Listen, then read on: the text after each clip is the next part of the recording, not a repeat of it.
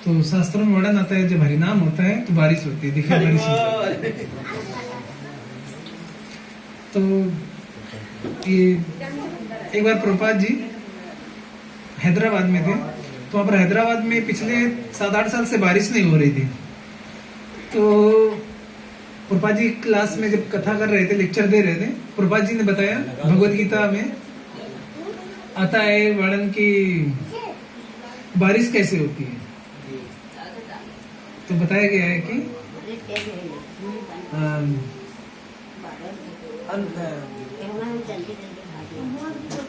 पर्जन्यात् अन्न संभव।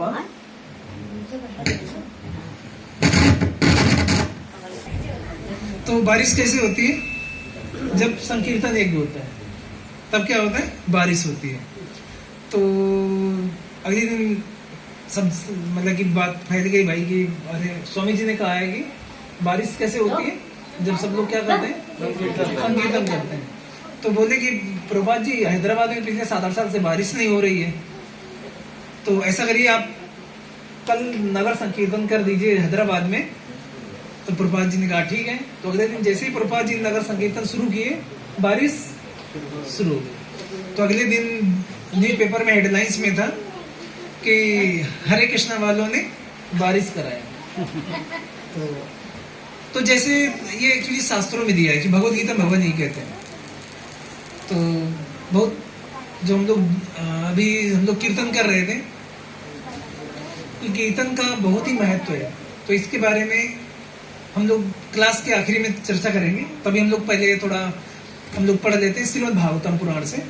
तो हम लोग पढ़ते जा रहे हैं, हम बात कर रहे थे श्रीमद् भागवतम पुराण पहला स्कंद अध्याय नंबर 13 श्लोक संख्या 10।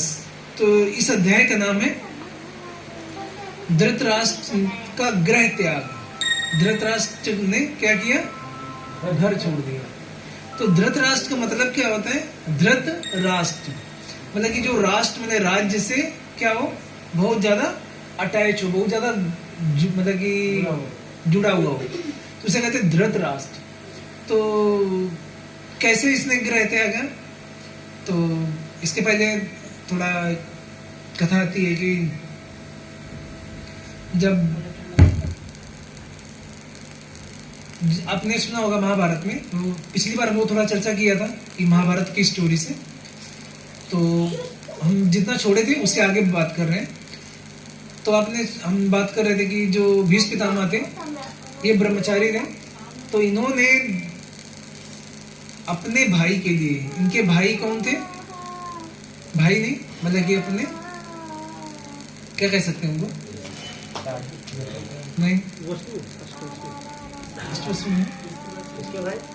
हरे कृष्ण। जब विचित्रवीर चित्रांगद विचित्रवीर इनकी बात हुई थी कल, मतलब हम लोग पिछली क्लास में चर्चा की है। तो चित्रांगद की मृत्यु हो गई थी। कैसे? हरे कृष्ण। चित्रांगद हरे कृष्ण कुछ समझ नहीं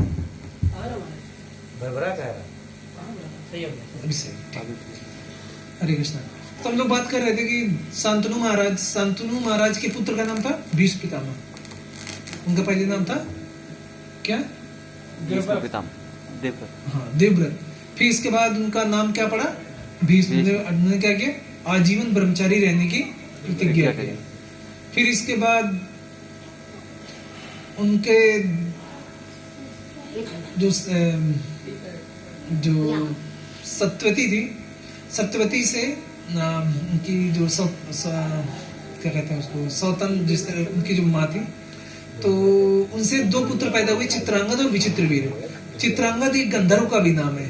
तो उन्होंने मना कर दिया, क्या उनको शासन नहीं करना था। तो उसके पहले भी एक घटना हुई थी कि जो देवताओं में गंधर्व लोग के वो है चित्रांगद, तो उन्होंने कंपटीशन था कि अरे मैं गंधर्व लोग का हूँ और जो मैं कार्य करता हूँ सब लोग किसका बड़ाई करते हैं? चित्रांगद के, जो भीष्म पितामह के भाई थे। तो उनको बहुत बुरा लगता था कि अरे मैं कार्य करता हूँ, इनको सब लोग क्रेडिट क्यों देते हैं। तब उन्होंने कहा कि 2 में से एक ही लोग रह सकते हैं, ये तो ये चित्रांगद, ये तो मैं। तो कहते हैं कि क्या है कि युद्ध करो। ये भी क्षत्रिय। तो जो इनके भाई थे वो मारे जाते हैं, जो गंधर्व लोग के चित्रांगद थे वो बच जाते हैं। अब इनके एक ही भाई बचे, कौन? विचित्रवीर है। तो विचित्रवीर का ये थोड़ा कमजोर थे शरीर से, तो इनके विवाह के लिए भीष्म पितामह गए थे बनारस, और बनारस से जो वहां के राजा थे उनकी 3 पुत्रियां थी। कौन कौन? अम्बा, अंबालिका, अम्बा, अंबिका, अंबालिका। तो अम्बा को जब लेके आ रहे तीनों को, तो अम्बा ने कहा कि मैं दूसरे से प्रेम करती हूँ, मुझे जाने दो। तो उन्होंने कहा ठीक है, तो उसको जाने दिया।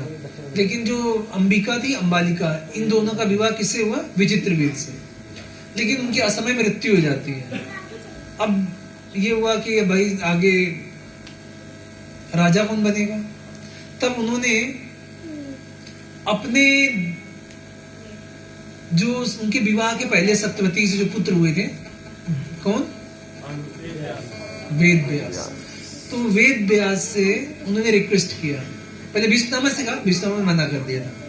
तो फिर ये कहते हैं ठीक है, तो जो नेत्र भोग करके, तो इनके जो अम्बा तो पहले वहां चली गई थी, फिर अंबिका, अंबालिका, तो इनसे 2 पुत्र पैदा होते हैं। कौन कौन? पांडु और धृतराष्ट्र। तो जब उनको पता चलता है कि अरे, जब ये अंबिका गई तो इसने क्या किया? आंख बंद कर लिया। अंबालिका गई तो बहुत डर गई, इस तरीके से। अब ये हुआ कि दोनों संतानें अच्छी नहीं होंगी, तो उन्होंने कहा कि अब उससे अंबिका से दोबारा जाओ। तो उन्होंने क्या किया?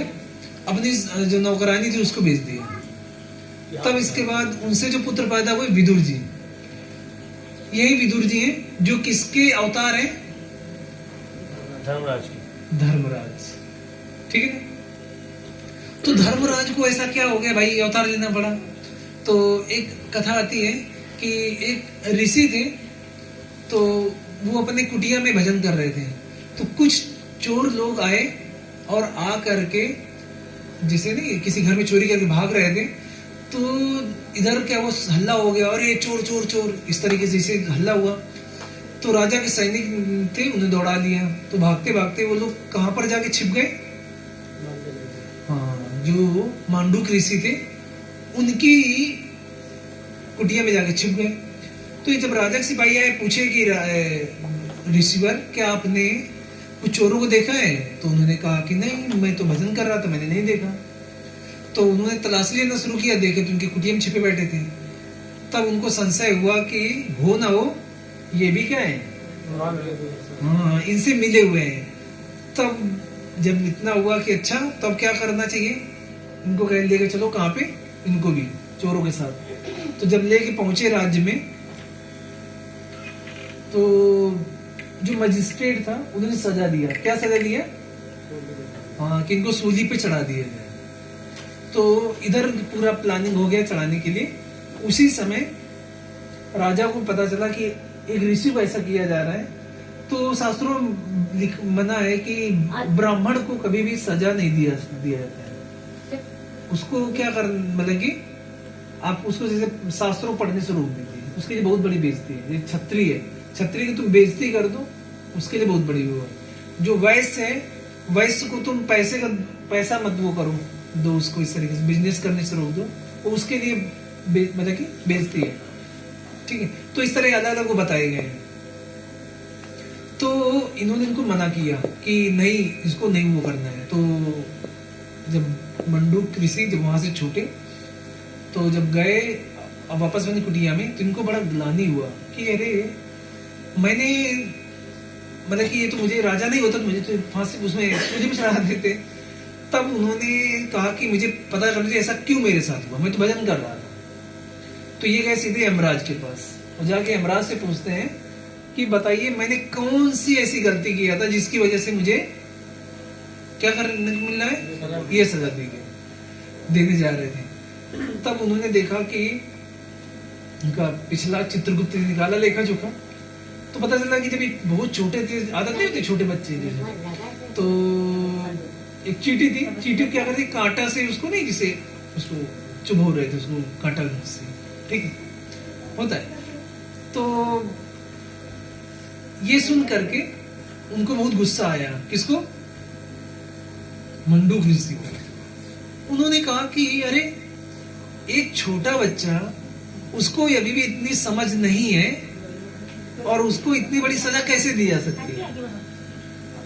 तो कहा कि अच्छा, तो कहते हैं तुम कहां पर बैठे हो? धर्म की कुर्सी में बैठे हो, जहां पर न्याय देना है तुम्हें, और तुम क्या कर रहे हो? अधर्म कर रहे हो। तो बोले कि तुम इस यहाँ पर बैठने लायक नहीं हो, तुम्हें क्या है कि तुम कहाँ जाओ, हाँ मतलब कि पृथ्वी लोक में जाओ। तो जब उनको पृथ्वी लोक में आ गए तो उनका जो जन्म हुआ कहाँ पर, किस रूप में? विदुर जी के रूप में, ठीक।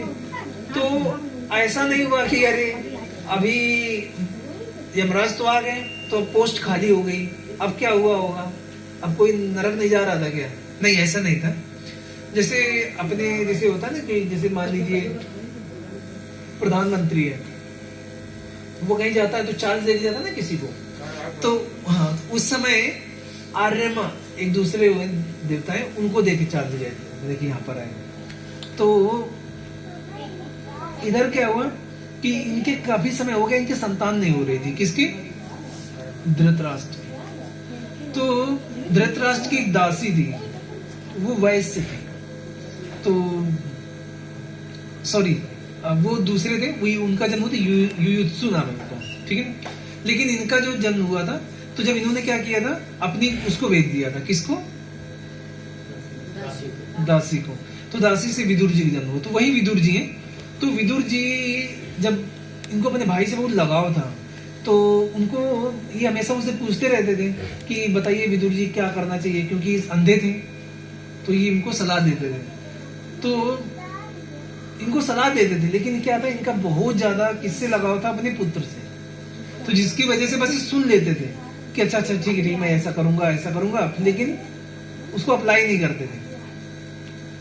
तो एक दिन क्या हुआ कि भरी सभा में जब ये बैठे हुए थे, तभी जब ये प्रपोजल चल रहा था कि इनको कहां पर भेज दिया जाए, जो लच्छाग्रह है, तो लच्छाग्रह में इनको भेजने का प्लान बन रहा था। तभी इन्होंने जो विदुर जी थे, विदुर जी ने बहुत डांटा इनको, कहा कि अरे कि ये तो गलत है, तो आप ऐसा नहीं कर सकते, उनको वो की। तो ये जो धृतराष्ट्र के पुत्र थे, कौन? दुर्योधन। दुर्योधन बहुत गुस्सा आ गया, कहता है कि खाता हमारा है और हाँ गाता उनका है। हरे कृष्ण। तो मैं मान तो नहीं, तो भी थोड़ा बात से बोली तभी। हरे कृष्ण।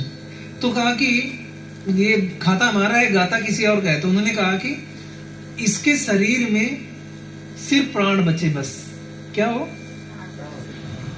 कुछ भी इसको मतलब जैसे आज के भाषा में कहें तो चमन्नी भर इसको नहीं साथ ले जाने देना है, और इसके तन में जो कपड़े बस, और इसको यहां से निकाल दो, और इसको मतलब कि मारो पीटो इस तरीके से, ताकि मतलब मारना इन द सेंस इसको अच्छे खासा वो कर दो और इसको ऐसे भगा दो। तो इसके बाद फिर ये क्या करते हैं, राज्य से चले जाते हैं और जा करके सारे तीर्थ स्थल भ्रमण करते हैं विदुर जी। तो यही विदुर जी जब सारे तीर्थ स्थल भ्रमण करके इनको याद आता है क्या, ये 35 साल तीर्थ यात्रा पे रहते हैं।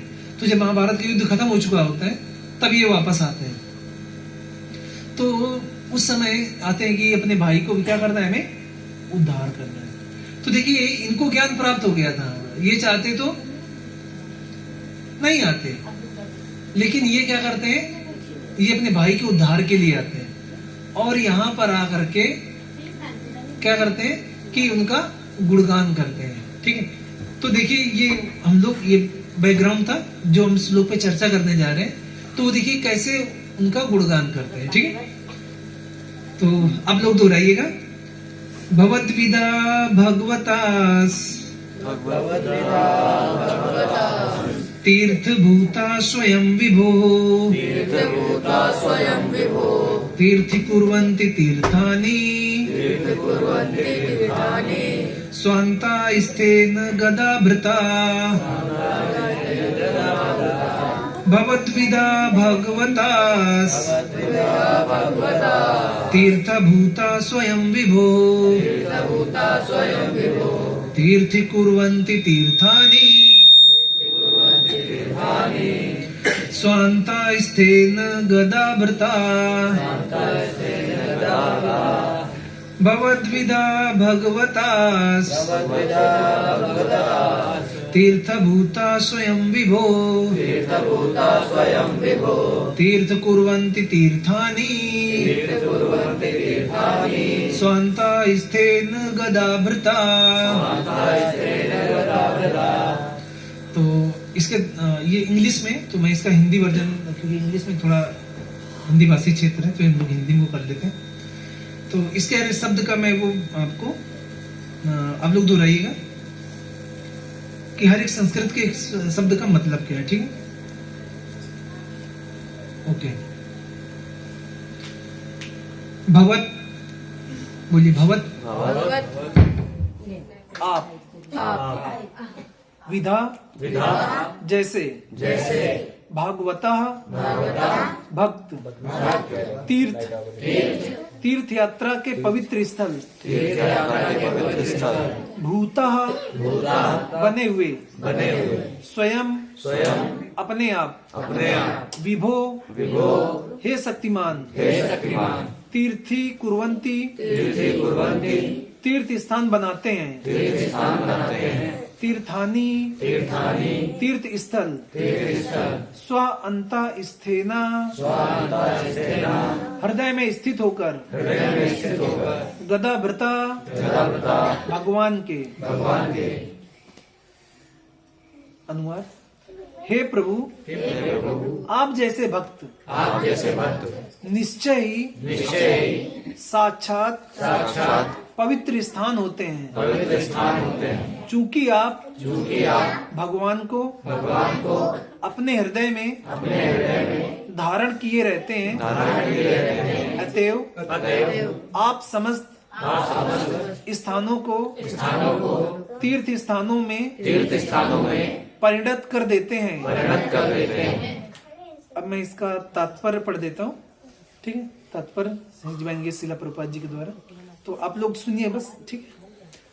भगवान अपनी विभिन्न शक्तियों के कारण सर्वव्यापी हैं, ठीक है? तो देखिए इसका मतलब क्या है कि भगवान की बहुत अनंत शक्तियां हैं, ठीक है? उन शक्तियों से भगवान हर जगह पे क्या रहते हैं? विद्यमान रहते हैं। जैसे मान लीजिए जैसे कोई फैक्ट्री का या कोई कंपनी का मालिक है, तो वो जैसे अपने ऑफिस में बैठा है, पान खा रहा होगा, ठीक है, गाना सुन रहा होगा, लेकिन जो फैक्ट्री में मजदूर है, क्या वो लोग भी आराम कर रहे होंगे क्या? तो कैसे उसको पता चलता है? सीसीटीवी और दूसरा हरे कृष्ण, और उसके जो प्रोजेक्ट सुपरवाइजर, हाँ यस वेरी गुड। तो जो सुपरवाइजर रहेंगे तो कैमरा लगा होगा, और सुपरवाइजर रहते हैं, ठीक है, तो वो देखते रहते हैं हाँ कौन कर रहा है कि नहीं कर रहा है, ठीक। उसी तरीके से भगवान अपने नित्य धाम में, भगवान का नित्य धाम क्या है? गोलोक धाम। तो वहां पर भगवान की नित्य लीलाएं चल रही हैं, लेकिन अपनी शक्तियों के माध्यम से भगवान हर जगह पे विद्यमान रहते हैं, ठीक है ना। जैसे हम लोग कभी कोई कष्ट होता है तो हम लोग मंदिर जाते हैं, तो मंदिर में जाके भगवान से प्रार्थना करते हैं। तो अगर भगवान नहीं होते तो भगवान हमारी प्रार्थना कैसे सुनते? तो यानी कि है, हम लोग जैसे भगवान को भोग लगाते हैं, ठीक है, तो हम लोग क्या करते हैं? भगवान से प्रार्थना करते हैं, भगवान की इसको स्वीकार कीजिए। तो भगवान हैं तभी तो स्वीकार कर रहे हैं ना यहाँ पे, नहीं तो भगवान अगर वहीं पे होते तो कैसे स्वीकार करते? ठीक है ना। अब जैसे आप लखीमपुर में है, कोई लखनऊ में है, कोई सीतापुर में, कोई दिल्ली में, कोई अमेरिका में, तो वो जहाँ पे आरती कर रहा होगा, वो प्रार्थना कर रहा होगा, तो क्या भगवान उसकी नहीं सुनते हैं? उसकी भी सुनते हैं। यानी कि भगवान हर जगह पे है। जिस प्रकार बिजली सर्वत्र फैली हुई रहती है, ठीक है, तो जैसे तार से है ना, हर जगह पे बिजली रहती है। भगवान की सर्वव्यापकता का अनुभव तथा उसका प्राकट्य उसी प्रकार विदुर जैसे अनंत भक्तों द्वारा किया जाता है। तो विदुर क्या करते हैं, हर जगह पे जाकर के भगवान का क्या कर रहे हैं, गुणगान करते हैं। जिस प्रकार बिजली के बल्ब में बिजली प्रकट होती है, ठीक है। तो जैसे अब जैसे तार इसमें यहाँ पे लगा हुआ है, ठीक है। तो अब जैसे कि लाइट है कि नहीं, कैसे हम लोग बल्ब लगा करके हम लोग नहीं देखते हैं कि यहाँ प्रकाश यानी लाइट है, इस तरीके से। उसी तरीके से जैसे कुछ लोग कहते हैं अरे भगवान निराकार है, भगवान कहीं नहीं है, ठीक है। तो देखिए ये कुछ लोग कहते हैं भगवान हर जगह है। अच्छा हर जगह है तो क्या मंदिर में है क्या? हाँ मंदिर में भी है, ठीक है ना। तो जैसे हम लोग टीवी देखते हैं तो टीवी के जैसे सिग्नल होते हैं हर जगह रहते हैं ना। तो अब क्या है कि उनको देखने के लिए चलचित्र रूप में क्या चाहिए, हमें टीवी चाहिए। वैसे क्या है, भगवान हर जगह है, लेकिन क्या है कि जब हम लोग भगवान को प्राण प्रतिष्ठा के माध्यम से भगवान को आवाहन करते हैं, तब भगवान आते हैं उस विग्रह में, क्या करते हैं, रहते हैं, ठीक है। तो इसलिए हमें मंदिर जाना चाहिए और क्या हमें दर्शन करना चाहिए। तो जैसे कुछ लोग कहते हैं कि अरे जैसे कहते हैं भगवान हर जगह है, तो क्या है, क्या जरूरत है मंदिर जाने की। तो उनको समझना चाहिए क्या कि जैसे जो ह्यूमिडिटी को हिंदी में क्या कहते हैं, आर्द्रता। हाँ ना, तो ह्यूमिडिटी मतलब पानी की जलवाष्प तो हर जगह पे, जैसे एसी लगाते हैं तो कंडेंसर क्या होता है, वही लिक्विफाइड हो जाता है, नहीं पानी आता है जैसे। तो अब कहते हैं कि अरे जब जलवाष्प हर जगह पे है, आर्द्रता हर जगह है, तो ऐसे करके क्यों नहीं पानी पी लेते हम लोग, ऐसे पी लो ना।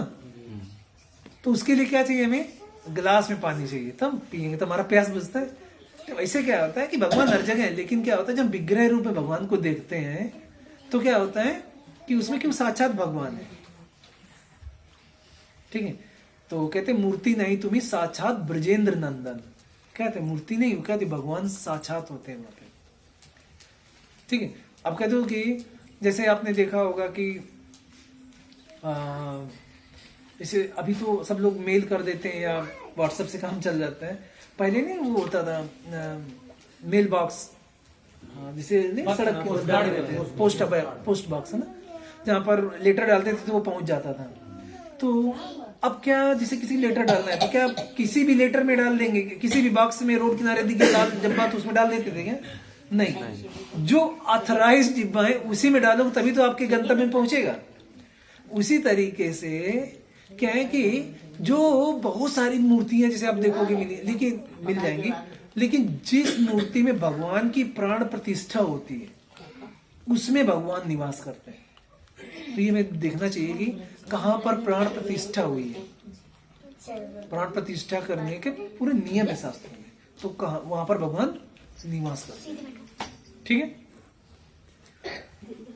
तो यहाँ पर हम देखते हैं कि कह रहे हैं कि इस तरीके से कि भगवान की उपस्थिति को सर्वत्र अनुभव करता है, वह प्रत्येक वस्तु को भगवान की शक्ति में देखता है और भगवान को प्रत्येक वस्तु में।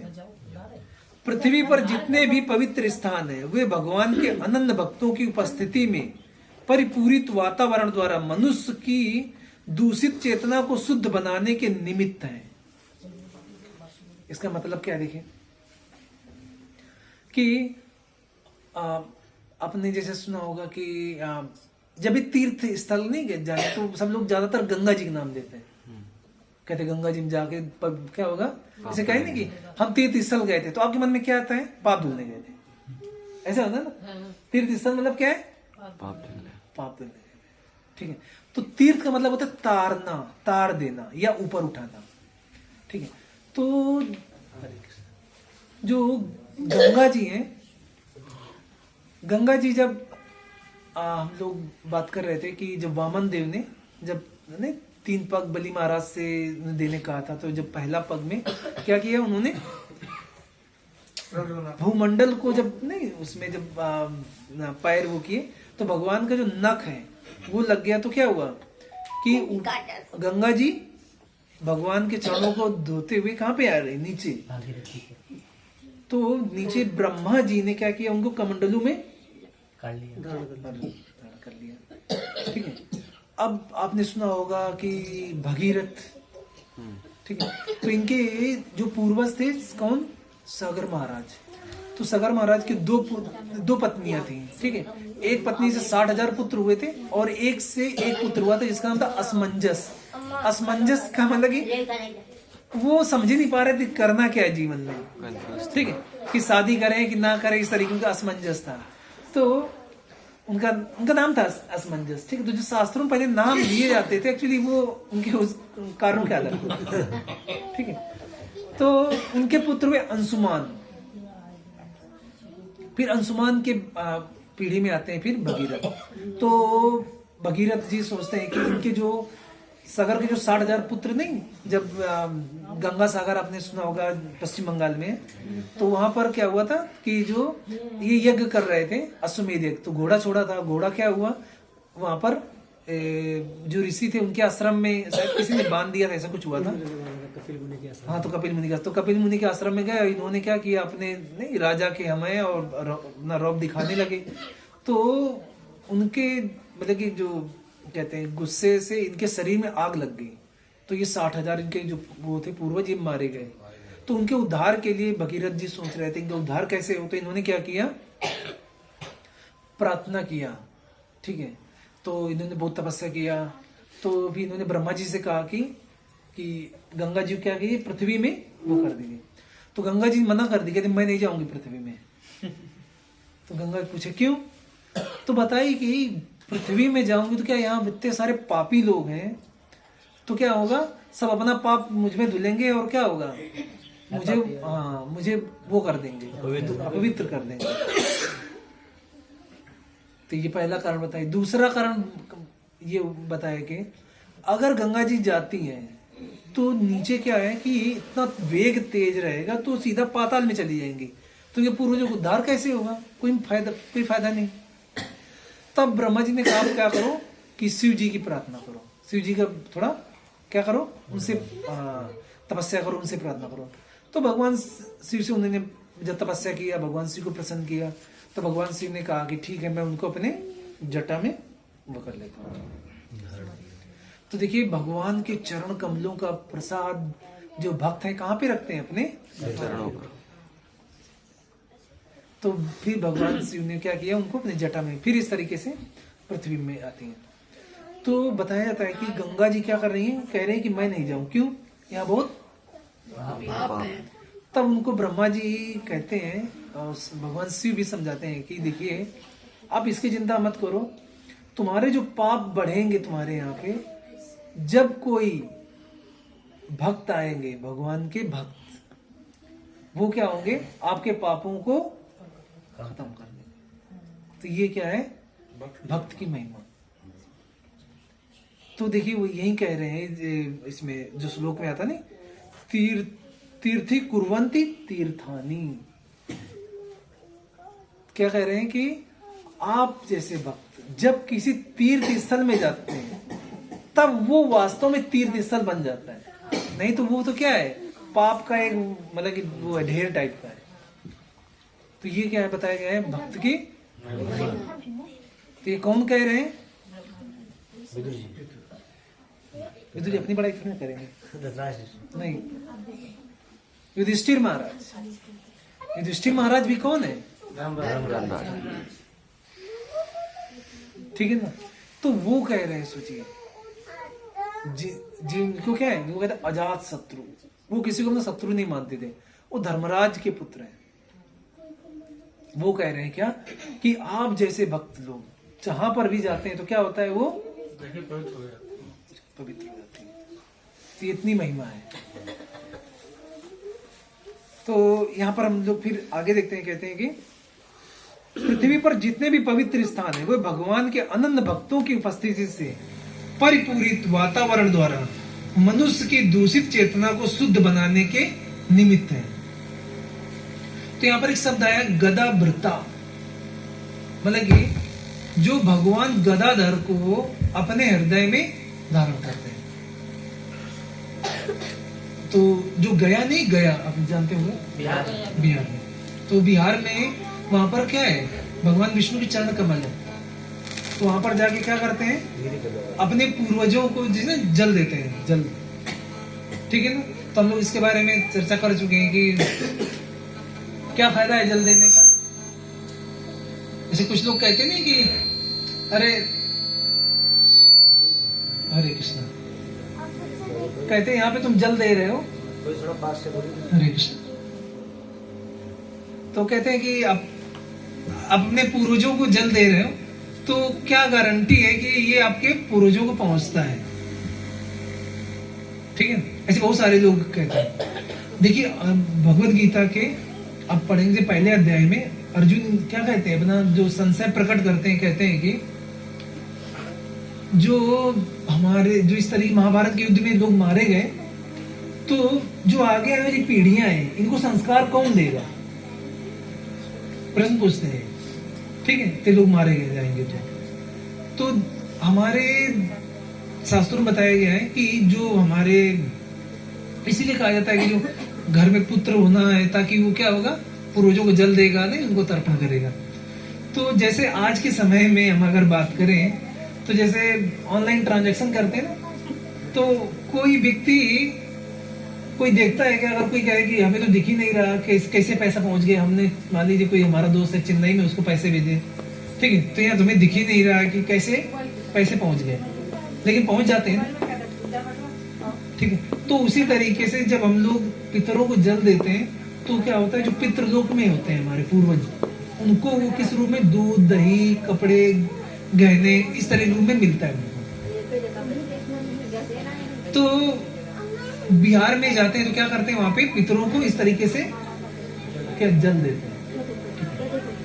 और यहाँ पर बताया जाता है कि इन तीर्थ स्थलों में जाना चाहिए तो हमें क्या देखना चाहिए, सिर्फ मंदिर देखना चाहिए, पेड़ पौधे देखना चाहिए, क्या करना चाहिए हमें, हाँ, जो वहां पर जो भगवान के जो भक्त हैं उनसे हमें क्या सुनना चाहिए, वहां के धाम की महिमा। नहीं तो कोई फायदा नहीं। जैसे आप वृंदावन जाएंगे, वृंदावन जाके क्या करेंगे, अरे यार यहाँ पर भी तो नाली है, यहाँ पर भी सुअर है, हमारे लखीमपुर में भी ऐसे है, क्या अंतर है दोनों में। ठीक है, यहाँ पर भी आम का पेड़ है, हमारे यहाँ भी आम का पेड़ है, यहाँ नीम का पेड़ है, हमारे यहाँ भी नीम का पेड़ है, यहाँ पर भी क्या है कि हैंडपंप लगा हुआ है, हमारे यहाँ भी हैंडपंप लगा है, कुछ नहीं।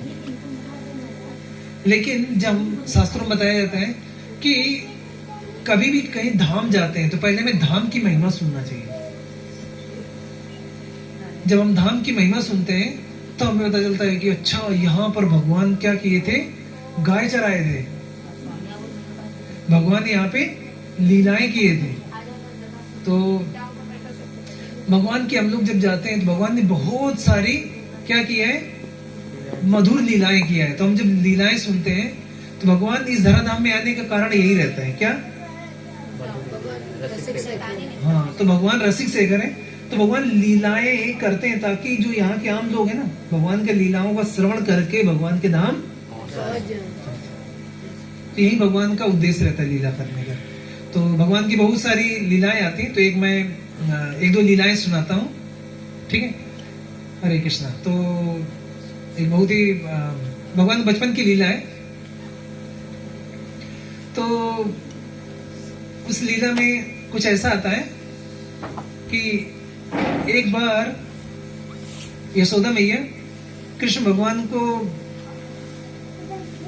मतलब जैसे नहीं सुला रही थी, गोदी में लेकर उनको सुला रही है, ठीक है। तो उसी समय कृष्ण भगवान कहते हैं कि मैया मुझे चंद्र खिलौना चाहिए। क्या मांगते हैं? हाँ, कहते हैं मुझे चंद्र खिलौना चाहिए। तो अब बच्चे हैं, बच्चे कुछ भी इच्छा व्यक्त कर देते हैं, तो माँ बाप के लिए तो बड़ा मतलब मुश्किल रहता है कि भाई चंद्रमा कोई वो थोड़ी ना है, कैसे उसको ला के दे दें। तो वो कहती है नहीं, कृष्णा जिद कर रहे थे। तो यशोदा मैया ने बहुत दिमाग लगाया, क्या करें, चंद्र खिलौना चाहिए इसको। तब क्या है कि एक परात में पानी लेके आई, ठीक है, और उन्होंने क्या किया, उसको ऐसे रख दिया, ठीक है। कहती देखो शांत रहो, अब देखो मैं चंद्रमा को बुला रही हूँ, ठीक है।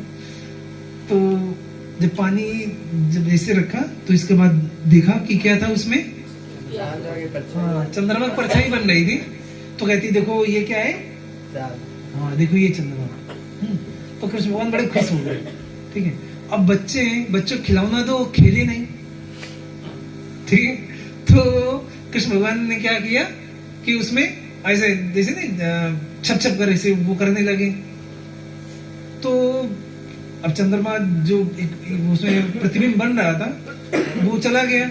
तो फिर रोने लगे, कहते चंद्रमा चला गया, चंद्र खिलौना चाहिए, इस तरीके फिर रोने लगे। तो यशोदा मैया कहते हैं कि चुप, शांत रहोगे तभी लेके मिलेगी, मैं बुलाऊंगी। तो फिर शांत हो गए। तो यशोदा मैया बोले कि थोड़ी देर शांत रहे। ठीक है, फिर यशोदा मैया फिर वो मतलब कि नहीं कैसे शांत रहे, फिर वो सोचे कि उसको पकड़ने के लिए। तो यशोदा मैया कहती कि कान्हा ठीक इसको मत छुओ। तो कहती क्यों मैया? तो यशोदा मैया कहती हैं कि देखो ये काला धब्बा देख रहे हो ना? तो कहते हैं हाँ ये विष है। तो कहते हैं कि मैया विष कैसे लग गया? क्या पूछते हैं? हाँ विष कैसे लग गया? तो यशोदा मैया कहते हैं कि ये कान्हा जब समुद्र मंथन हुआ था उस समय ये क्या हुआ कि ये दोनों चंद्रमा और जो विष है दोनों भाई हैं। तो दोनों के एक साथ जन्म हुआ था, दोनों साथ ही रहते हैं। तो हरे कृष्ण। तो वो कहते हैं कि मैया समुद्र क्या होता है? तो कहते हैं कि एक जैसे कहते हैं कि घड़ा में जैसे दूध होता है ना, उनको समझाती हैं कि जैसे घड़ा में दूध होता है ऐसे एक बहुत बड़ा जलाशय है, वहां पर वो उसमें दूध भरा हुआ है। तो कृष्ण भगवान कहते हैं कि भैया ये इतना दूध कहां से आ गया? कहते हैं कि ये कितनी गाय ने मिलकर इतना दूध दिया था? तो यशोदा भी ये कहती हैं कि अरे नालायक, कहती कि जब जो गाय बना सकता है और गाय में जो दूध बना सकता है तो क्या वो इतना बड़ा समुद्र नहीं बना सकता दूध का? तो इस तरीके से ये उनको समझाती हैं। तो फिर इसके बाद बस थोड़ा मिलेगी शांत हुए। अगले दिन फिर कहते हैं क्या मुझे चाहिए चंद्र खिलौना, फिर चाहिए। फिर यशोदा मैया इसको करने लगी। यशोदा मैया फिर उनको समझा रही है। तो कहते हैं अगर तुम मुझे चंद्र खिलौना नहीं दोगे तो मैं कंघी नहीं कराऊंगा, ठीक है, और नहाऊंगा नहीं, और कोई पूछेगा तो क्या कहूंगा कि मैं नंद बाबा का बेटा हूं, यशोदा का नहीं हूं। तो इस तरीके से वो यशोदा मैया को वो करने लगी। तो इस तरह भगवान के बहुत सारी बचपन में लीलाएं करते हैं जो सारे ब्रजवासियों को आनंद देते हैं। तो ऐसे क्या होता है कि एक गोपी थी, तो वो उसने सुना कि कृष्ण भगवान घर घर में जाते माखन चुराने के लिए। तो सोची कि काश मेरे भी घर में अगर कृष्ण आए माखन चुराने तो कितना अच्छा होगा। तो भगवान तो अंतर्यामी है, तो भगवान सोचे कि अगला इनके घर में टारगेट।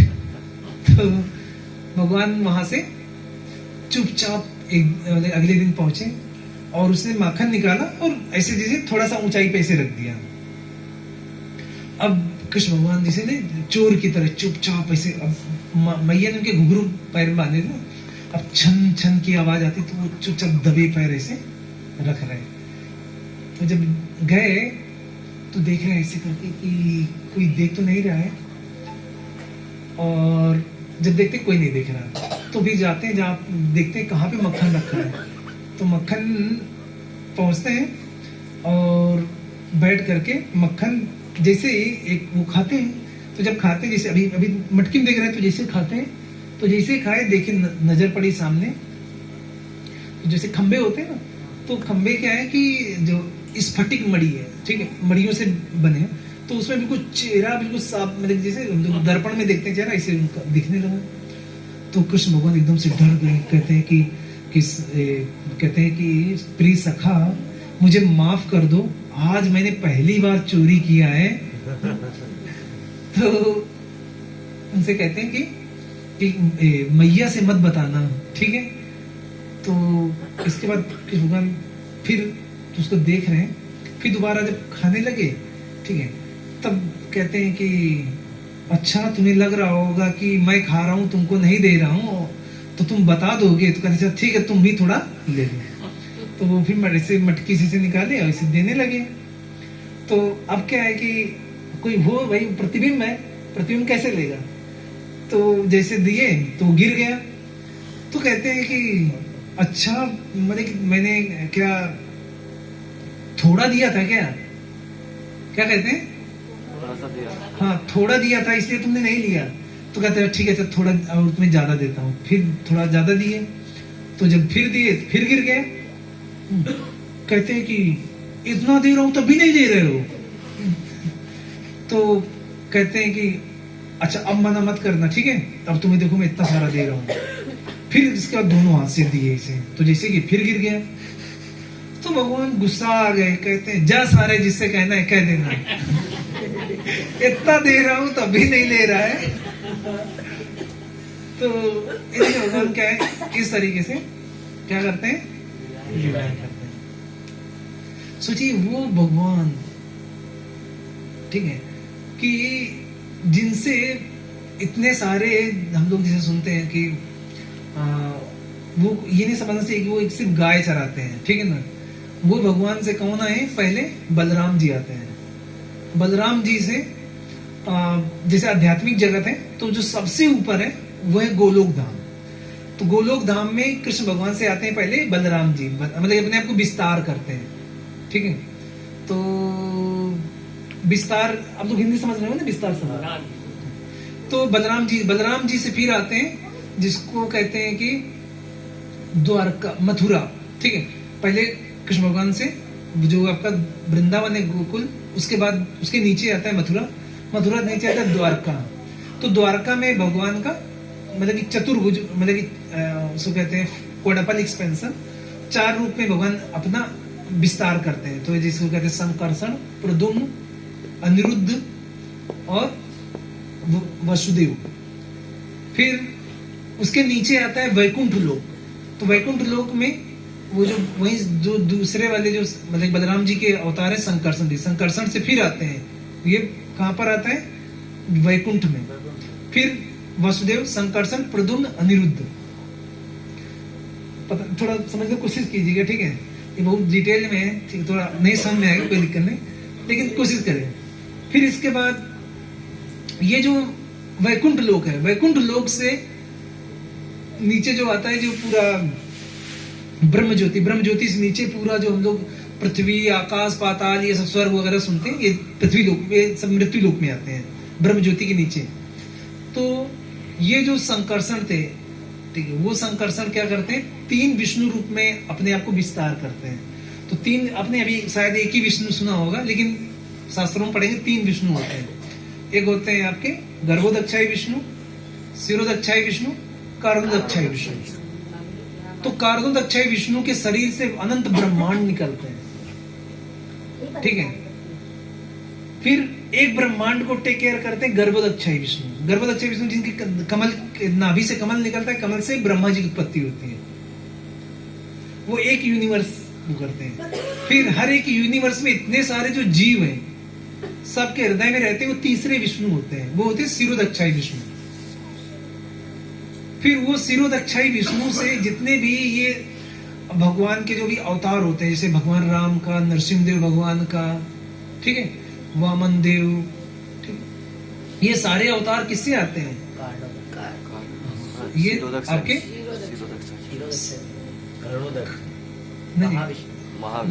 शिरोदक्षाई विष्णु, ठीक है, किससे आते हैं, तीसरे वाले विष्णु से, जो सबके हृदय में।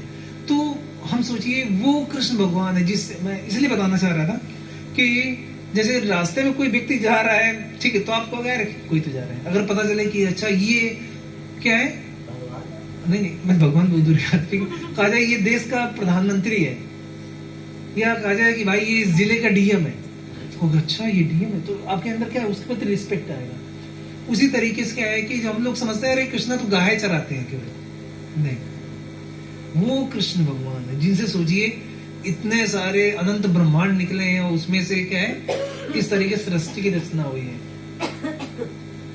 तो हमें क्या करना चाहिए, हमें भगवान को अपने लेवल में नहीं लाना चाहिए, ठीक है।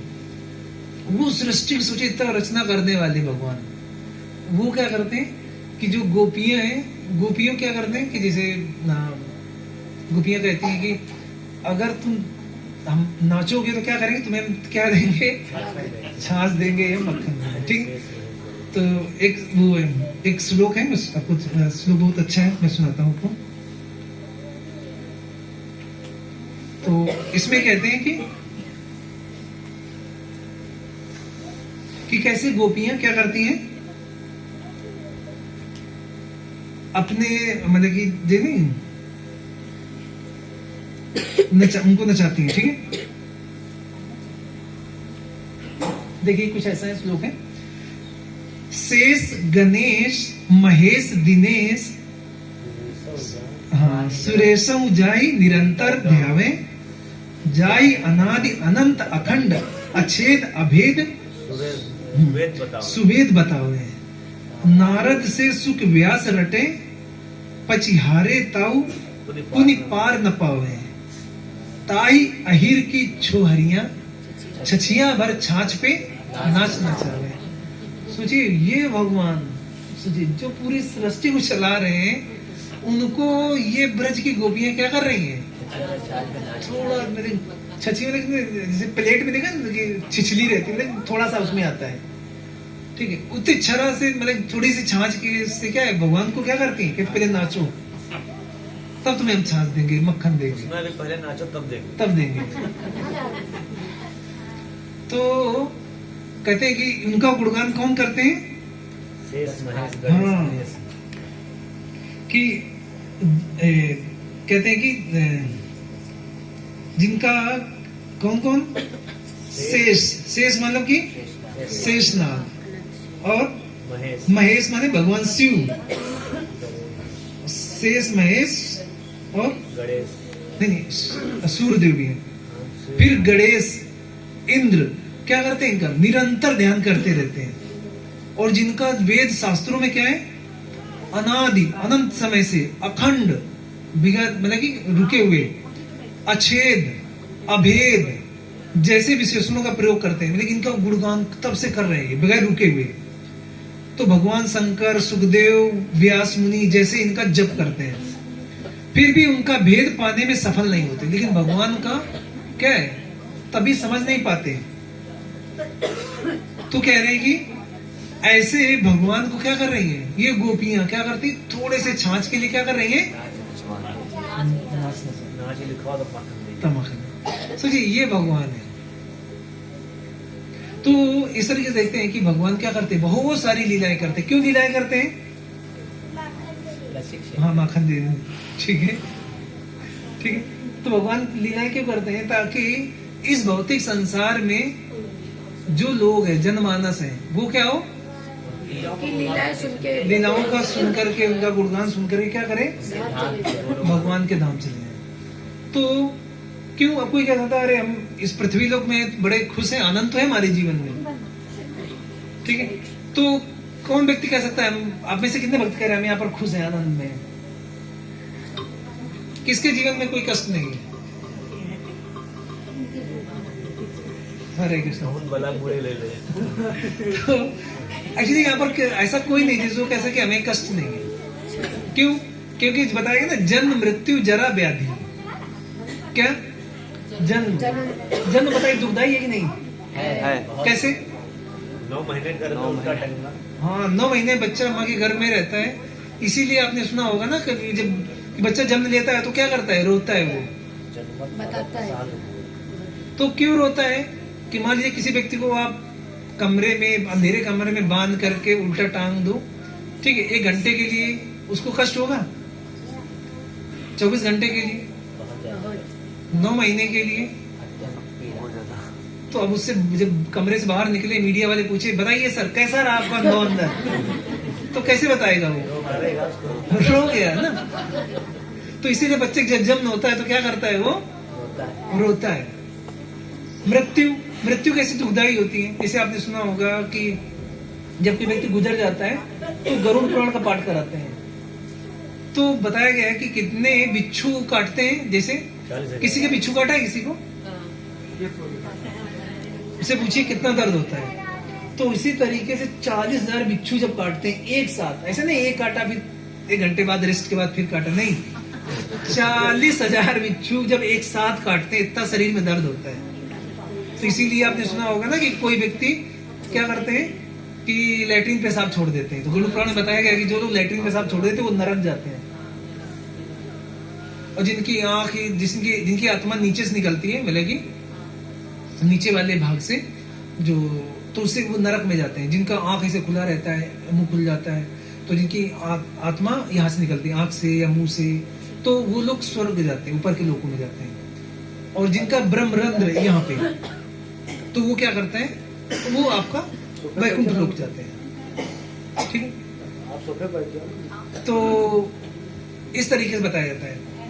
तो जन्म मृत्यु, जरा मीन्स बीमारी, बुढ़ापा।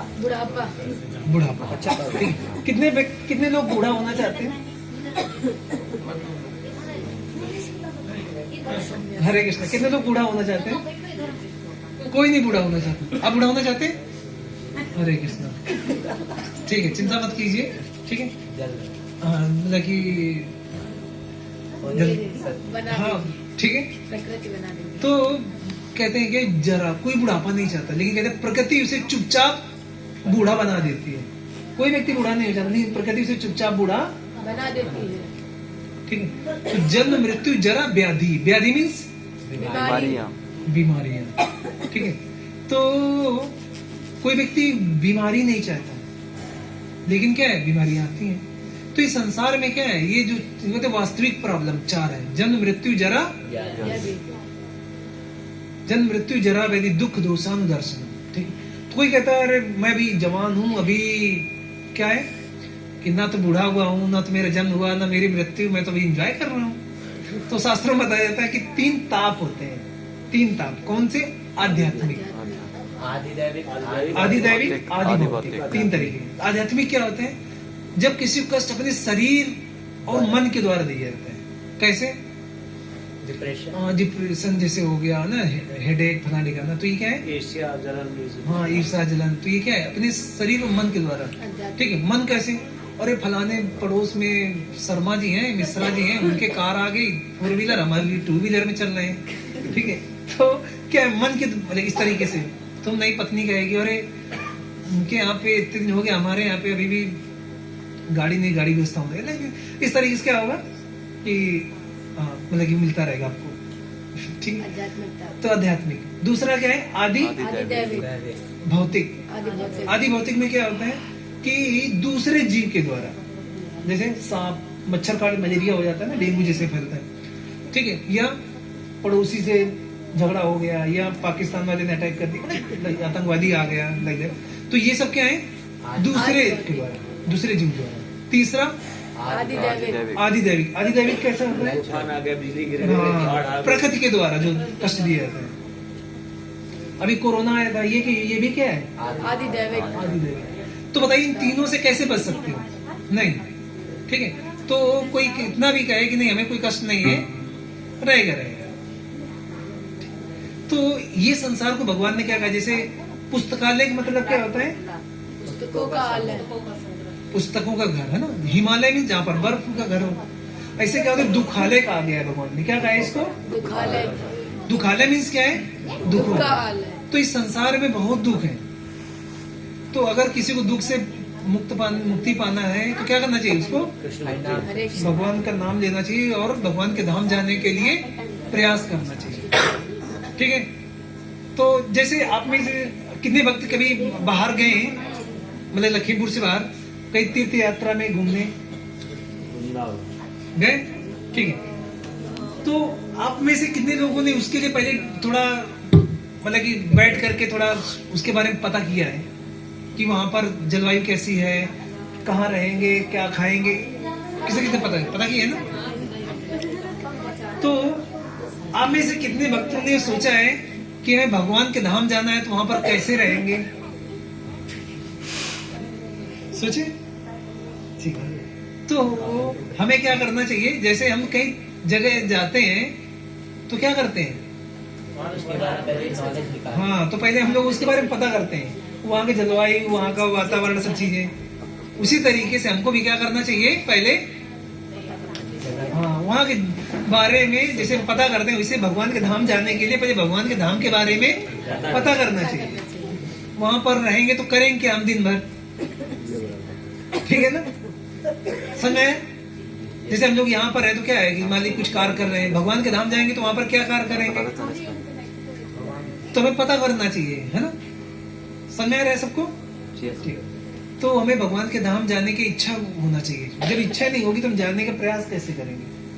तो इस संसार में देख लिया कितने कष्ट है, कितने दुख है, तो हमें भगवान के धाम जाने का प्रयास करना चाहिए, ठीक है। तो भगवान के धाम जाने का तरीका क्या है कि हर एक युग में जैसे भगवान को प्राप्त करने के अलग तरीके होते थे। तो श्रीमद् भागवतम पुराण में वर्णन आता है 12वें स्कंद में कि कृते याद ध्यायतो विष्णु त्रेतायाम यज्ञतो मखे द्वापरे परिचार्यायाम कलो धरिहरि कीर्तनाद। इसका मतलब क्या है कि सतयुग में लोग भगवान को कैसे प्राप्त करते थे, स्मरण करके, ध्यान, ध्यान करके। ठीक है। जैसे आपने सुना होगा विश्वामित्र मुनि, ये लोग तपस्या कर ध्यान करते थे, है ना। और हिरण्यकशिपु हिरण्याक्ष, ये लोग ध्यान कर रहे थे ना। तो कब था ये, सतयुग में। त्रेतायाम यज्ञतो मखे, त्रेता युग में यज्ञ करना, जैसे भगवान राम यज्ञ करते थे, अश्वमेध यज्ञ करते थे, उनके पिताजी है ना पुत्र प्राप्ति के लिए यज्ञ करते थे। कब था, त्रेता युग में। द्वापरे परिचार्यायाम, लेकिन द्वापर युग में क्या क्या बताया गया, मंदिर भगवान का मंदिर बनाइए और वहां पर भगवान के विग्रह की पूजा कीजिए। लेकिन कलयुग में क्या बताया गया, कलो धरिहरि कीर्तना। कलयुग में क्या करना है, भगवान के नाम का कीर्तन करना है। हरे कृष्णा कृष्णा कृष्णा हरे हरे, हरे राम राम राम हरे हरे। तो हमें इस कलयुग में क्या बताया गया, इस मंत्र का उच्चारण करना, जप करना। ठीक। इसका दूसरा श्रीमद् भागवतम पुराण में ही एक जगह और वर्णन आता है, ठीक है। इसमें कहते हैं कि सुखदेव गोस्वामी से परीक्षित महाराज पूछते हैं, कहते हैं कि इस कलयुग में लोगों का उद्धार कैसे होगा जब इतना पाप बढ़ जाएगा। तो वो बताते हैं कि कैसे उद्धार होगा। कहते हैं कि कलेर दोषे निधे राजन अस्ति एको महान गुणा कीर्तनादेव कृष्णाय मुक्त संग परम ब्रजे। मतलब क्या है, कहते हैं कि जो कलयुग है ये लड़ाई झगड़ा और दिखावे का युग है। कलयुग में देखो ना, किसी की बात सहन नहीं होती, जरा बात में झगड़ा कर लेते हैं और दिखावे का, चाहे घर पे खाने का ना हो लेकिन बाहर टिपटाप ऐसे घूमेंगे, लग रहा है कि नहीं, अब देखा होगा, ठीक है ना। तो ये क्या दिखावा है, लड़ाई झगड़े का युग।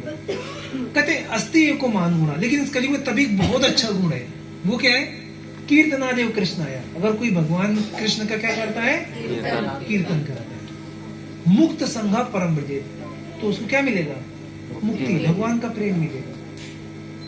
ऐसे कली संतरण उपनिषद में वर्णन आता है, जो हमारे 108 उपनिषद है और 4 वेद है। 4 वेद कौन कौन से हैं,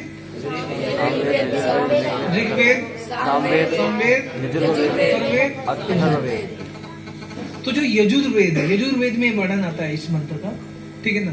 तो क्योंकि सारे जो 108 उपनिषद है ये यजुर्वेद का ही भाग है, तो ये मंत्र आता है, इसको कहते हैं जो उपनिषद है कली संतरण उपनिषद। तो कहते हैं कि इति सोडाक्षाम नाम नाम कली कलमस नाशनम नता परतरो उपायो सर्व वेदेषु दृश्यते। इसका मतलब क्या है, कहते हैं इति सोडाक्षाम नाम नाम, ठीक है। इसके बाद जो इसके पहले श्लोक आता है जिसमें कहते हैं हरे कृष्णा कृष्णा कृष्णा हरे हरे, हरे राम राम राम हरे हरे। तो ये पहले श्लोक आता है, इसके बाद अगला ही श्लोक आता है। तो कहते हैं कि ये 16 अक्षरों जो नाम है हम काउंट कर सकते हैं। अब सभी लोग काउंट कीजिए, हरे कृष्ण कृष्ण कृष्ण हरे हरे, हरे राम राम राम हरे हरे। 16 अक्षर है, तो कहते हैं इति सोडाक्षाम, ये 16 अक्षरों जो नाम है, कली कलमस नाशनाम, कलियुग के कलमस माने पापों को क्या करने वाला है, ये नाश करने वाला है। नता परतरो उपायो, नता मीन्स नहीं है, परतरो माने इससे बढ़ करके, उपायो कोई दूसरा, सर्व वेदेषु दृश्यते, सारे वेदों को पढ़ लिया। तो यही आता है क्या कि इस कलयुग में अगर किसी को उद्धार करना पाना है, भगवान का प्राप्त करना है, क्या करना चाहिए, इस मंत्र का, ठीक है, मंत्र बहुत सारे हैं, ठीक है, लेकिन ये क्या है, आपका महामंत्र है। जैसे आप मेडिकल स्टोर जाओगे, कहोगे कि डॉक्टर साहब हमें ये दवा दे दीजिए, फीवर की दवा दे दीजिए, तो वो क्या कहेगा, रुकिए भैया, पहले आप ये बताइए कि आपके डॉक्टर ने कौन सी दवा बताया है। बहुत सारी दवाएं होती हैं फीवर की, ठीक है, तो हम क्या करते हैं कि जो डॉक्टर प्रिस्क्राइब करता है, प्रिस्क्रिप्शन है, वही लेते हैं। तो ऐसे मंत्र बहुत सारे हैं, तो हमें कौन सा मंत्र जप करना चाहिए, हरे कृष्णा कृष्णा कृष्णा हरे हरे, हरे राम राम राम हरे हरे। तो ये मंत्र बताया गया किसके लिए, कलयुग के लिए, ठीक है। एक पुराणों में एक स्टोरी आती है, इसके बाद फिर हम लोग एंड करते हैं। स्टोरी में छोटा स्टोरी सुना देता हूँ। तो ये मंत्र की महिमा के बारे में, तो इस तरीके से कि एक बार नारद जी जाते हैं भगवान के पास और भगवान से कहते हैं, प्रभु लोगों का उद्धार कैसे होगा, कुछ मंत्र बताइए। तो कहते हैं कि ठीक है, क्योंकि भक्त हैं, रिक्वेस्ट कर रहे हैं, तो ठीक है हम आपको मंत्र देते हैं। तो मंत्र दिया, कहते जिसको भी ये मंत्र दे दोगे उसका उद्धार हो जाएगा। तो कहा कि ठीक है। तो इसके बाद फिर वो चल दिया। अब इसके बाद जब रास्ते में आ रहे थे, तो हिमालय से नीचे आ रहे थे जब, तो रास्ते में जंगल में एक सांप मिला। वो सांप बहुत ही फुसकार रहा था, ठीक है। तो नारद जी ने सोचा कि अभी मंत्र मिला, क्या करना चाहिए, ट्राई करना चाहिए। तो उन्होंने क्या किया, उस सांप को मंत्र सुना। तो जैसे ही मंत्र सुनाया तो वो सांप क्या हुआ, तुरंत मर गया। अब नारद जी को बड़ी चिंता हुई, अरे मतलब प्रभु जी ने जो मंत्र दिया है ये क्या हुआ, ये तो मर गया। मतलब कि लगता है कि मतलब कि गड़बड़ हो गया क्या, अच्छे से नहीं सुनाया क्या, मैं कुछ उच्चारण में गलती हो गई क्या। तो ये हुआ कि चलो अगली बार अब किसी को आगे देंगे तो क्या करेंगे, उच्चारण से, हाँ अच्छे से उच्चारण करेंगे। क्योंकि बताया गया है कि अगर कोई मंत्र गलत उच्चारण करता है तो जो इस उद्देश्य से यज्ञ किया जा रहा है उसका अनिष्ट हो जाता है, बदल जाता है। ठीक है, कैसे बदल जाता है, देखो कैसे, एक उदाहरण जैसे देता हूँ कि जैसे कोई व्यक्ति है, ठीक है, मान लीजिए जैसे क्लास में कोई टीचर पढ़ा रहा है, टीचर कहता है कि कोई बच्चा जा रहा था, तो क्या कहता है, देखिए समझिएगा, मैं कहाँ पे उसको जोर दूंगा, कहाँ पे वो करता हूँ, तो देखिए उसका अर्थ बदल जाता है। तो जैसे देखो जो वाक्य है वो एक ही है, क्या, रोको मत जाने दो, क्या, रोको मत जाने दो, रोको मत जाने दो। ठीक है, अब देखिए मैं एक वाक्य, रोको मत जाने दो, अब देखिए कैसे, रोको मत जाने दो, क्या, शब्द वही है ना, रोको मत जाने दो। ठीक है, अब दूसरा देखिए, रोको मत जाने दो, बदल गया। तो यहाँ पर जो शास्त्र है वहां पर क्या, जरा सा गलती होने पे क्या होता है, उसका कुछ का कुछ ही हो जाता है। तो लेकिन हम लोग जो मतलब कलयुग में भगवान की इतनी कृपा है कि ठीक है, अगर मतलब भगवान का नाम ले रहे हैं, झपकी भी आ गई, पूरा नाम नहीं भी बोल पाए, ठीक है, तो हम लोगों को क्या करना चाहिए कि जब भगवान का नाम लेते तो उसके पहले एक मंत्र बोलना चाहिए, 2 लाइन का मंत्र है। ठीक है, बोलिए, जय श्री कृष्ण चैतन्य, जय श्री कृष्ण चैतन्य, प्रभु नित्यानंद, प्रभु नित्यानंद, श्री अद्वैत गदाधर, श्री अद्वैत गदाधर, श्रीवासादि गौर भक्त वृंद। श्रीवासादि गौर भक्त वृंद। तो ये थोड़ी सी प्रार्थना है। तो जब हम लोग प्रार्थना इस तरीके से करते हैं, फिर इसका जब मंत्र जप करते हैं तो अगर कोई गलती हो भी जाती है तो भगवान उस गलतियों को माफ कर देते हैं। तो किसी को नहीं याद हुआ तो क्लास के बाद मुझे ध्यान दिला दी, मेरे पास है एक कार्ड है, मैं आपको दे दूंगा, तो आप लोग उसका स्मरण कर मतलब जप कर सकते हैं।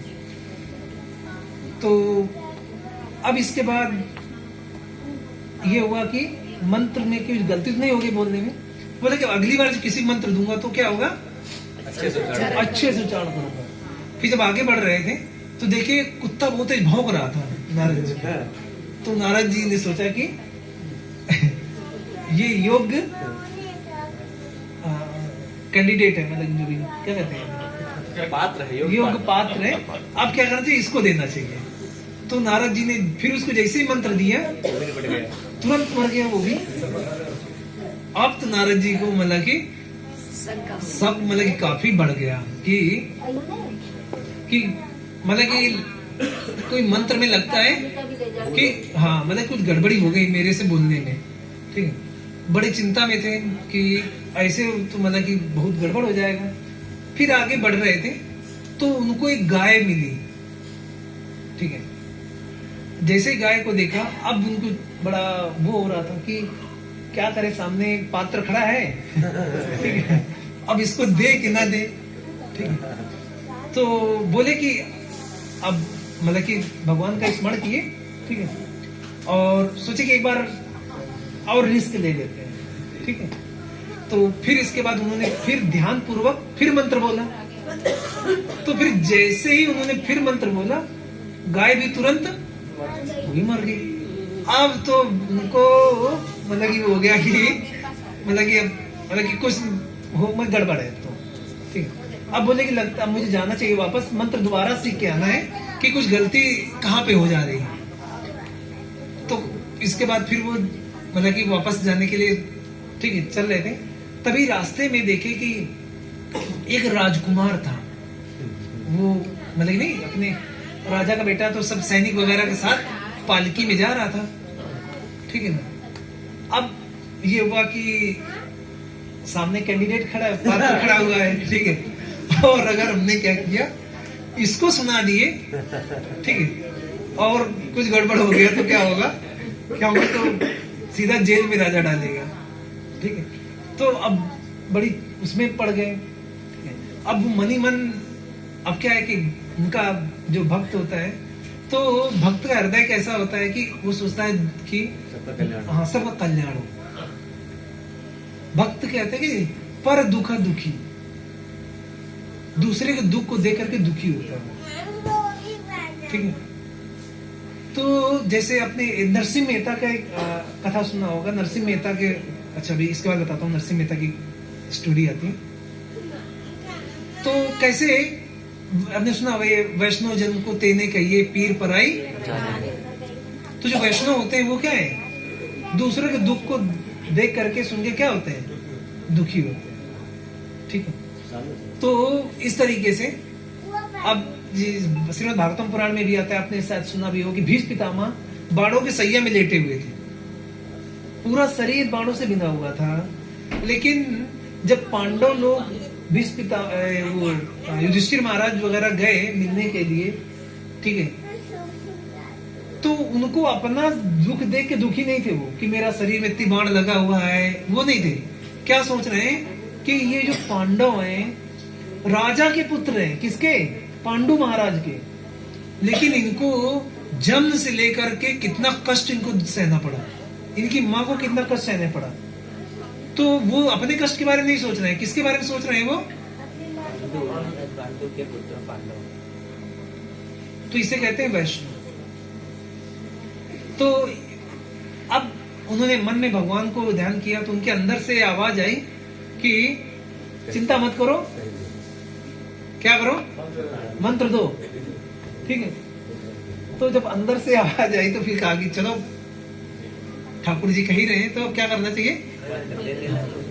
तो उन्होंने जैसे ही मंत्र सुनाया तो जो राजकुमार था, हरे कृष्ण, ठीक है, तो तुरंत उसने क्या कहा, जो पालकी से जा रहे थे तो वो तुरंत कहता है रोको, ठीक है, और उतर करके सीधा प्रणाम किया, किसको, नारद जी को। कहते हैं गुरुदेव कहते गुरुदेव मैं तुमसे पहली बार मिल रहा हूं। तो कहते हैं कि आप मेरे जन्म जन्मांतर से मेरे गुरु हैं। तो नारद जी पूछे कैसे? कहते हैं कि मैं 3-4 जन्म पहले क्या था? सांप था। तो सांप होते बहुत ईर्षालु होते हैं। क्या होते हैं?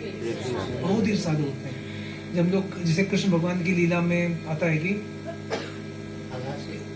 हरे कृष्ण, जब कालिया दमन का जो लीला आती है, तो उस समय नाग पत्नियां कहती हैं कि आपके चरणों की धूल के लिए बड़े बड़े ऋषि मुनि योगी वो लोग नहीं पा पाते कोई चरणों की धूल, और हमारे जो पति हैं कालिया, ठीक है, तो उन्होंने कौन सा ऐसा भक्ति किया, कौन सा ऐसा पुण्य किया, और ये तो जन्म से ही ईर्षालु होते हैं।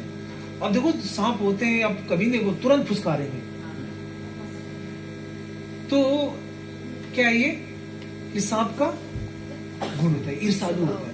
तो उनको क्या हुआ कि वो डायरेक्ट मनुष्य का शरीर नहीं मिला, उनको क्या मिला? पहले जब सांप शरीर त्यागा तो उनका किसका मिल गया? कुत्ते का। कुत्ता क्या करता है? भौंकता रहता है, भाव भाव भाव ऐसा। तो भौंकने के कारण क्या रहता है? वो क्या रहता है? आपका संतुष्ट नहीं रहता जो उसके जीवन में।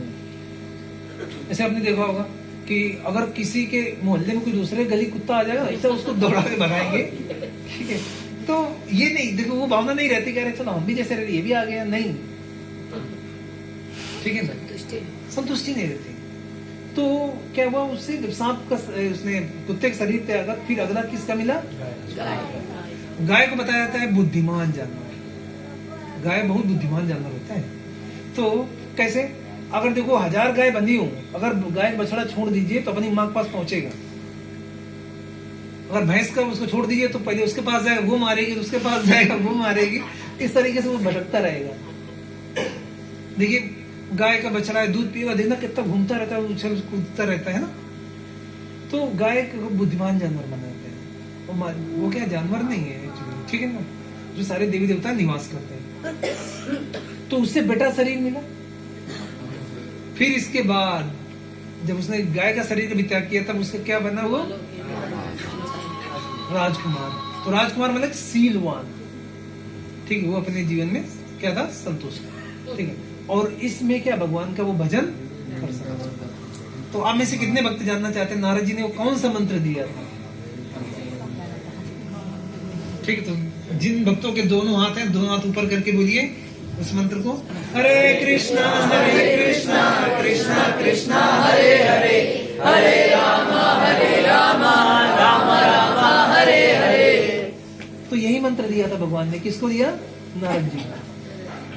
तो हमको भी इसी मंत्र का क्या करना चाहिए? जप करना चाहिए। तो आप लोगों के पास जब भी समय मिलता है तो जरूर भगवान के नाम का शरण लीजिए, और अपना ड्यूटी करते हुए जो भी आपके कर्तव्य है परिवार में जो भी हो, साथ में भगवान का स्मरण, ठीक है। तो यस, हरे कृष्णा, यस पूरी। तो फिर कोई भक्त कोई अगर कुछ प्रश्न पूछना चाहते हैं तो एक प्रश्न है, जैसे 3 विष्णु, क्षीरोदय, गर्भोदय, कारणोदय, महाविष्णु फिर कौन? वही कर्णोदय। कारणोदय विष्णु को ही महाविष्णु का, ठीक है। और कोई प्रश्न? अच्छा, जो ये मायावादी लोग होते हैं जो निराकार की उपासना करते हैं, ये ब्रह्म ज्योति को निराकार मानते हैं? मतलब कि मायावादी में कई कैटेगरी होती है। नहीं, जो निराकार उपासक होते हैं, जो कहते हैं भगवान सर्व साकार नहीं, निराकार, निर्गुण निराकार मानते हैं, तो उनके लिए ब्रह्म ज्योति की उपासना करते हैं। ब्रह्म ज्योति, मायावादी में भी नहीं, मायावादी कुछ नास्तिक हो जाते हैं। हाँ, कुछ लोग जो होते हैं भगवान को कहते हैं कि ब्रह्म ज्योति जो होता है वो गोलोक धाम से कितना, मतलब उसके नीचे गोलोक धाम और ब्रह्म ज्योति के बीच में सबसे ऊपर भगवान का धाम जिसको कहते हैं गोलोक धाम, उसके नीचे मथुरा, मथुरा के नीचे द्वारका। मथुरा को वहाँ की भाषा में क्या बोलते हैं? मथुरा जिसे यहाँ पर मथुरा बोलते हैं। नहीं, इसे बोलते हैं बैकुंठ लोक, इसको बोलते हैं। बैकुंठ नीचे आता है, ठीक है। सबसे ऊपर गोलोक धाम, फिर मथुरा, मथुरा के नीचे द्वारका, द्वारका के नीचे फिर ये वैकुंठ लोक आते हैं, ठीक है ना। वैकुंठ के नीचे फिर आता है भगवान के शरीर का जो प्रकाश है, ब्रह्म ज्योति, ठीक है ना। तो ब्रह्म ज्योति के नीचे फिर आई है मृत्यु, जो ये संसार है, ठीक है। तो 3/4 होता है आध्यात्मिक जगत, 1/4 होता है भौतिक जगत, ठीक है। आध्यात्मिक जगत बहुत ज्यादा है, ठीक है, 3/4 ये सिर्फ 1/4 वो 3/4 75% वहाँ 25% नीचे 25% नीचे तो अनंत ब्रह्मांड मिला के 25% है पूरा। ऐसे बहुत सारे हैं ना मृत्यु वो तो अनंत कहते हैं मैनी यूनिवर्स अनंत मतलब गिनती नहीं रह गई अनलिमिटेड हो गए अरे हम लोग जो वहाँ जाके करेंगे क्या ये नहीं पता है हरे कृष्ण। तो आध्यात्मिक जगत जा करके क्या करना है, कृष्ण भगवान क्या करते हैं, लीला करते हैं हाँ, तो हम लोग क्या करना है कि भगवान के साथ गाय चराएंगे, जो जिसका भाव होता है। जैसे किसी का भाव है क्या कि भगवान के साथ गाय चराने का, तो वो गोप बन जाता है। किसी को लगता है कि हम जैसे जो वहां पर 5 रस हैं आध्यात्मिक जगत में, ठीक है, एक होता है शांत रस। शांत रस में जैसे जो गाय वगैरह है ना, ये शांत रस में आती है, ठीक है। दूसरा होता है दास्य रस। दास रस क्या होता है, जैसे भगवान के बहुत सारे घर में, नंद बाबा राजा हैं तो उनके बहुत सारे सेवक हैं, तो ये दास रस में आता है।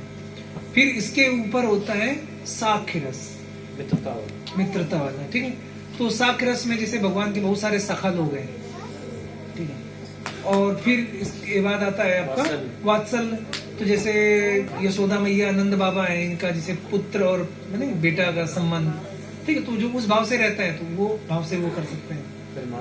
फिर इसके बाद सबसे ऊपर होता है माधुर्य भाव। तो माधुर्य रस जो गोपियां होती हैं, ठीक है, तो वो उनका माधुर्य रस। तो जो जिस भाव में भगवान का वो करता है, तो वहां पर जाके उसी रस में भगवान के साथ सेवा में लगता है, ठीक है ना। यस, और कोई प्रश्न? जो 10 नाम अपराध है उसके बारे में। हरे कृष्ण, ठीक है, पहले जब करने प्रैक्टिस करना चाहिए ना, अपराध फिर हो जाएगा, ठीक है।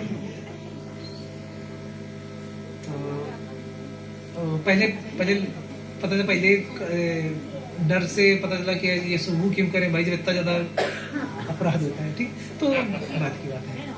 तो पहले सब भक्तों को क्या करना है, जब करेंगे तो अच्छा रहेगा।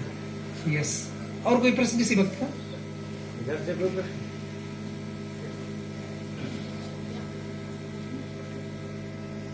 अभी मैं सब भक्तों से रिक्वेस्ट करूंगा कि अभी हम लोग जैसे जो नाम है, मेरे पास माला है, तो सब लोग माला से भी चाहे ऐसे बैठ करके आप माला देखते कितने हैं, और बाकी भक्त लोग ऐसे ध्यान हो नहीं पाएंगे, ऐसे रहे, सब लोग इसे ध्यान की मुद्रा में बैठ जाइए, ठीक है।